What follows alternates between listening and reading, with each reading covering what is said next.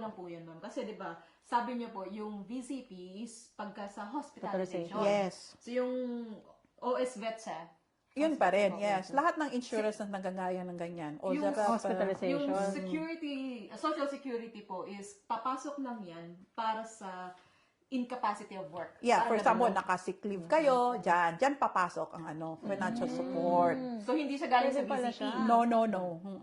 For example, Klaro. naka-sick leave kayo ng matagal. Tapos hindi kayo makapag-work kasi nga kasakit kayo or may naoperahan kayo, hindi kayo makalakad. Siyempre, normal yan, di ba? So, mag-step in dyan ang Social Security, which is ang government. Kasi since taxpayer kayo, dyan kinukuha. Akala namin, galing VCP No. yun. Kasi yung sa VCP din, for example, magbili ka ng gamot, may mga discount yan. VCP ka, okay, i-less niya yan. Then, Kadalasan po ba hinihingi yung card? yeah, kadalasan. Isang magandang clarity yun sa atin. No?